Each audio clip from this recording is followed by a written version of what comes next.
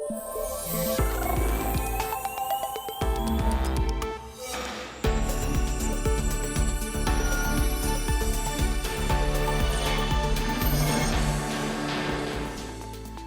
사사건건 오늘도 최영일 평론가와 주요 뉴스 먼저 정리하고 시작하겠습니다. 어서 오십시오. 안녕하세요. 키워드 5가지 가져오셨죠? 그렇습니다. 첫 번째는 뭡니까? 17일 만에 17일 만에. 예, 검찰 수사 17일 만에 오늘 성남시청 압수수색 소식이 오전에 전해왔죠. 네. 사실 야당에서는 왜 성남시청을 압수수색 안 하느냐 이런 얘기 했는데 자, 오늘 드디어 시작이 됐습니다. 네. 압수수색이 늦었다 이런 비판이 있었는데 드디어. 네. 그러니까 한편으로는 압수수색 뒤에 또 성남시에서 자료 제출을 야당에 해가지고 그것도 또 문제를 삼기도 맞습니다. 하더군요. 네. 유동규 본부장 지인 집도 압수수색했죠? 네네. 유동규 전 본부장은 구속이 돼 있습니다. 문제는 핵심 증거가 주로 휴대폰인데요. 한 번은 이 밖으로 던졌다. 또 하나는 뭐 아는 사람에게 맡겼다. 두 가지가 다 사실이었던 겁니다. 최근에 쓴 폰은 던졌고요. 이거 파손됐는데 경찰이 회수해서 지금 포렌식을 하고 있습니다. 근데 최근에 바꾼 폰이기 때문에 별다른 증거가 없을 가능성도 있고요. 그러다 보니까 그 당시 개발 당시에 주로 자료가 담겨 있던 휴대폰은 어디 있느냐? 지인에게 맡겨져 있었던 거죠. 그런데 이걸 아마 이미 제출받아서 찾아오긴 어려웠는지 이 지인의 집에 대한 압수수색도 이루어졌습니다. 네. 경찰이 이 폰에 대한 압수수색 진행하려고 했는데 영장을 못 받았다가 그 네. 사이에 검찰이 압수수색을 했습니다. 그렇습니다. 네. 어젯밤에 김만배 씨 영장은 기각이 됐고 네. 그래서 두 번째 주제가 이거군요. 집으로 갔습니다. 귀가한 거죠. 그러니까 어제 이 구속영장 실질심사가 약 2시간여 있었고요. 서울구치소에서 과연 이게 투옥이냐 귀가냐.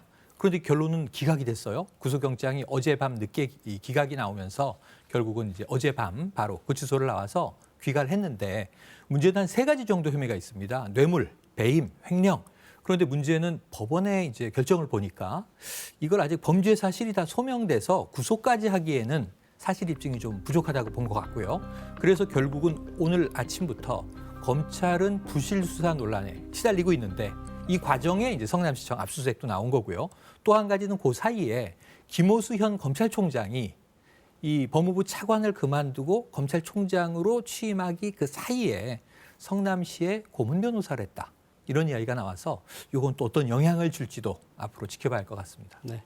워낙 많은 이름들이 계속 등장합니다. 맞습니다. 네. 검찰은 영장 재청구 검토하겠다고 했어요? 네, 그러니까 아마 수사 보강을 해야 되겠죠. 그래서 이 뇌물, 횡령, 배임에 대해서 뭔가 좀 확실하게 입증될 수 있는 뭐냐면 이제 5억을 받은 것은 확실한 대목인데, 그러니까 김만배가 유동규 전 본부장에게 5억을 준 것은 사실로 이야기가 됐는데 이조차 지금 입증이 안 됐더라고요. 4억 원은 수표로 갔다고 했는데 이 수표가 남욱 변호사 사무실에서 나왔습니다. 그래서 영장을 보면 5억 원은 현금으로 갔다. 그럼 돈의 흐름이 이게 명백한 것이냐 이런 이제 물음표에 대해서 검찰이 충분히 보완한다면 아마 또 이 영장 재청구를 할 것 같습니다. 네. 영장 청구를 왜 이렇게 서둘렀나 이런 생각도 드네요. 그렇습니다. 네. 다음 주제는 뭡니까? 다음 주제 바로 이제 이재명 후보 사실은 이제 이낙연 후보의 승복이 나왔고 이낙연의 필연 캠프가 이제 뒤늦게 해단하면서 단일 대우를 강조했어요. 민주당 의총에 참여해서 민주당의 현역 의원들과 다 함께 만났고 또 이제 어제는 행사장이긴 했습니다만 문재인 대통령과 행사에서 조우하면서 축하한다는 인사도 건네받았습니다. 과연 이재명 후보가 주장하는 단일 대우가 앞으로 민주당 내에서 이루어질 수 있을 것인가? 다른 말로 하면 이게 원팀이 되겠죠. 네. 송영길 대표도 이낙연 지지자들에게 일배 이런 용어를 사용한 걸 사과하기도 했고요. 맞습니다. 네. 노력은 계속 되겠네요. 맞습니다. 그러니까 이제 김광진 전 의원 같은 경우에는 아니 왜 국민의힘 대변인 같은 말을 하십니까? 하는 이제 좀 쓴소리도 했고 송영길 대표는 이게 일부 지지자들의 행태가 일배와 다르지 않다 이런 얘기를 했는데 자, 이낙연 후보가 전 후보가 됐습니다만 캠프 해단식에서 마음에 맺힌 것이 있다. 우리가 인격적으로 인간적으로 동지들에게 해서는 안 될 말이 있는데 그런 말들이 나왔다 하는 좀 아픈 이야기를 했어요. 그런 대목에 대해서 아마 송영길 대표가 이 누구에게라고 지칭하진 않았습니다만 본인이 좀 지나친 말을 한 것에 대해서는 송구스럽다, 사과한다는 얘기를 해서 이게 이제 원팀으로 가기 위한 당 지도부와 또 이제 이재명 후보 측에서의 노력들이 시도된 것 같고요. 사실은 또 이낙연 캠프 내에서도 거친 소리가 나왔었는데 어제 이재명 이제 후보와 서른 의원이 웃으면서 악수하면서 풀려나가는 거 아닌가 하는 관측이 나오고 있습니다. 네. 일단 첫 단추는 꽤 가는 것 같은데 네. 지지자들이 냈던 가처분, 네. 요 소송이 또 어떻게 될지 그렇습니다. 취하가 되지는 않을지 좀 지켜봐야겠습니다. 국민의힘은 오늘 후보 4명이 마수 토론을 진행을 하기로 돼 볼만할 있어요. 겁니다. 이거 아주 관심사인데 네. 정치권 소식은 여의도 사사건건에서 짚어보도록 네. 하겠습니다. 다음 키워드는 뭡니까? 마지막 거리두기입니다. 이제 위드 코로나라고 이야기됐던 단계적 일상 회복이 11월부터는 시작될 것이다. 앞당겨질 수도 있다 이런 얘기가 나오고 있는데 그 거리두기를 이제 오늘 발표해서 다음 주부터 적용이 되거든요. 18일 월요일부터 10월 마지막 날 말일까지 앞으로 2주 동안 어떤 거리두기가 적용될 것인가. 사실은 지금 4단계인 수도권, 3단계 이하인 비수도권인데 이 수도권 기준으로 보면요. 모임 인원 제한이 다소 풀렸습니다.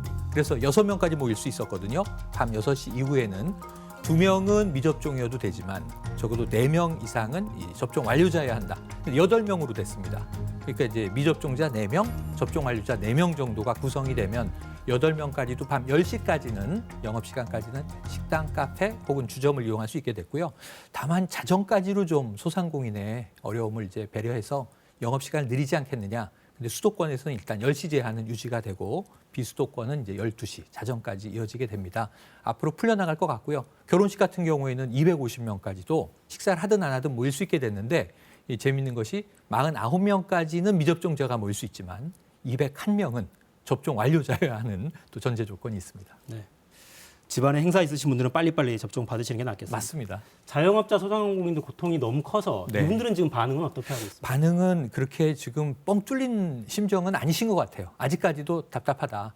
영업시간 제한을 풀어달라는 전제가 제일 큰 거였거든요. 그러니까 인원수가 지금 모일 수 있는 6명에서 2명 늘었지만 문제는 10시까지로 돼 있는 상황에서 지금 뭐 저녁 시간 이후 약속을 잡기는 쉽지 않은 상황이죠. 그러다 보니까 인원도 좀 늘어나는 거는 이제 고무적인 현상인데 영업 제한도 풀려야 하는데 지금 마지막 거리두기라고 말씀드렸기 때문에 앞으로는 이제 단계적 일상 회복 수준 안에서 뭔가 이제 백신 인센티브라든가 또는 인원이 좀 늘어나고 영업시간도 풀리는 그런 것들은 이제 10월 말 이후를 기대해야 될 것 같고요. 10월 중에 로드맵이 나올 예정이니까 주목해야 할 것 같습니다. 네, 손실 보상 논의도 좀 진행되고 있으니까 좀 맞습니다. 서둘렀으면 좋겠네요. 그렇습니다. 자, 마지막 주제는 택시 가져오셨군요. 네, 택시입니다. 지금 이제 카카오 택시 등 요즘에 택시 앱들이 나와서 여러 가지로 편리함은 있죠. 저도 지금 KBS로 오는데 택시 앱을 이용했는데 택시 앱에 또 부정적인 폐해가 일부 드러나서 경찰이 단속에 들어간다는 이야기입니다. 뭐냐면은 택시 앱을 이용을 해서 일부 기사들이 장거리를 가는 게 이제 좀 수입이 유리하니까 가까운 거리의 손님들을 배제하는. 그러니까 예를 들면 빈택시가 분명한데 예약이라고 불이 들어와 있으면 요즘에 저건 누가 콜한 택시구나 하고 안 잡게 되죠. 또는 뭐 이제 지금 영업 중인 택시가 분명한데 빈차라고 하는 택시에 불을 꺼놓는다거나 이게 별거 아닌 것 같지만 손님들에게는 상당히 서비스 피해가 있을 수 있기 때문에 이거 범칙금 대상이 되는 행위들이거든요. 그래서 이런 거 단속하고 또 하나는 이제 이 플랫폼 업체들도 문제입니다. 뭐냐면은 가맹 택시에게는 좀 유리한 조건의 콜을 먼저 주고 그리고 이제 가맹되지 않은 택시들에게는 사실은 월 수수료를 받거든요.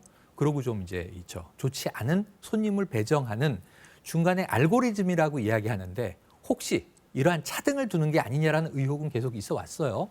이런 대목도 아마 경찰이 조사를 하면서 밝혀지게 될 것 같습니다. 네, 이 플랫폼 기업의 혁신으로 기사분들도 좋아지고 네. 소비자도 좋아져야 되는데 그렇죠. 모두가 불만이에요. 맞습니다. 서울시가 금요일 밤마다 택시 승차거부를 집중 단속한다고 했으니까 그렇습니다. 이런 문제점들을 좀 잘 바로잡아줬으면 좋겠네요. 그러길 바랍니다. 주로 불만 사항은 어떤 게 좀 올라와 있습니까? 잠깐 보고 넘어갈까요? 네. 지금 보시는 대로죠. 여러 가지 문제들이 있습니다만 사실은 택시용 불만 사항에서 본인이 원하는 거리의 택시를 잡을 수가 없고 물론 한계는 있어요. 출퇴근 시간에는 트래픽이 많이 몰리고 콜을 많이 부르다 보니까 택시 이제 수요 공급에 한계는 있습니다만 그럼에도 불구하고 저런 문제들은 빨리 해소되는 게 옳고 해소될 수 있는 부분이기 때문에 시정하는 게 좋을 것 같습니다. 네. 매주 금요일 밤마다 서울시가 연말까지 집중 단속을 합니다. 네. 문제점들이 해소됐으면 좋겠습니다. 그렇습니다. 네, 최영일 평론가 수고하셨습니다. 고맙습니다.